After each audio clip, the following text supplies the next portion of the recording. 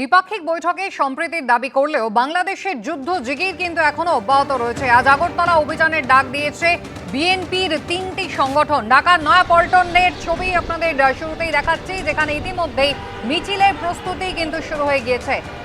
আগরতলার আখাউড়া সীমান্ত পর্যন্ত কিন্তু যাবে এই মিছিল। বিএনপির 3টি সংগঠন, ছাত্র, যুব এবং আরও একটি সংগঠন, তারা অংশগ্রহণ করবে আজকের এই মিছিলে।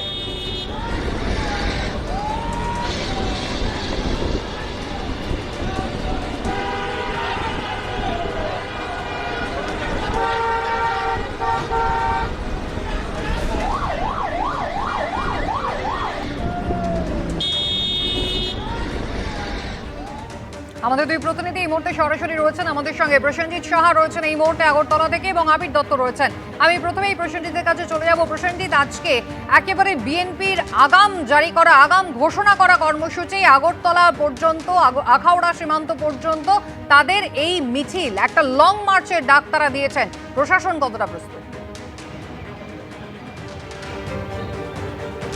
একেবারে জানিয়ে রাখি, আগে থেকেই বিএনপি 3টি শাখা সংগঠনের যে ঘোষণা দেওয়া হয়েছিল সেটাকে কিন্তু সেই অর্থে গুরুত্বই দিতে নারাজ এই রাজ্যের প্রশাসন।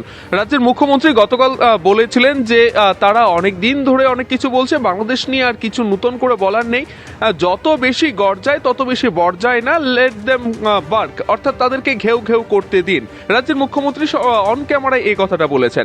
আর অন্যদিকে প্রশাসন কোনো ধরনের কিছু অপ্রীতিকর ঘটনা ঘটুক সেটা চাইছেন না।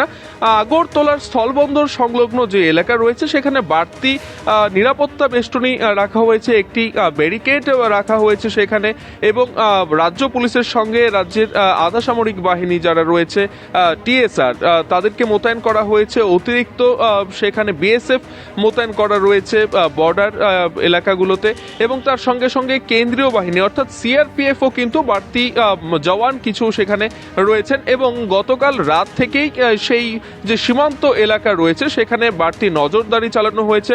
পুলিশের পশ্চিম ত্রিপুরার পুলিশ সুপার কিরণ কুমারকে তিনি আমাদের জানিয়েছেন যে গতকাল রাত থেকেই কিন্তু একটা বাড়তি সেনা মোতায়েন করা হয়েছে, রাজ্য পুলিশের বাড়তি অতিরিক্ত বাহিনী মোতায়েন করা রয়েছে। তারা নজরদারি রেখেছেন সীমান্তবর্তী এলাকায়।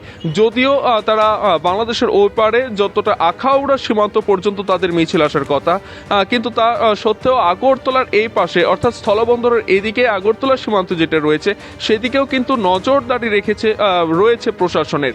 যদিও এই বিষয়টাকে ততটা গুরুত্ব দিতে রাজি নন, এবং যাদের আয়োজনের ডেপুটেশন দিতে গিয়ে বাংলাদেশ সহকারী হাইকমিশন কার্যালয়ে এই ভাঙচুরের অভিযোগ উঠেছিল, সেই আয়োজক বিশ্ব হিন্দু পরিষদের রাজ্য সম্পাদক শঙ্কর রায় তিনি কিন্তু জানিয়েছিলেন যে যেভাবে বাংলাদেশে হিন্দু দমন নীতি চলছে তা থেকে নজর ঘোরাবার জন্যই বিএনপি 3টি শাখা সংগঠনের আজকের এই আয়োজন।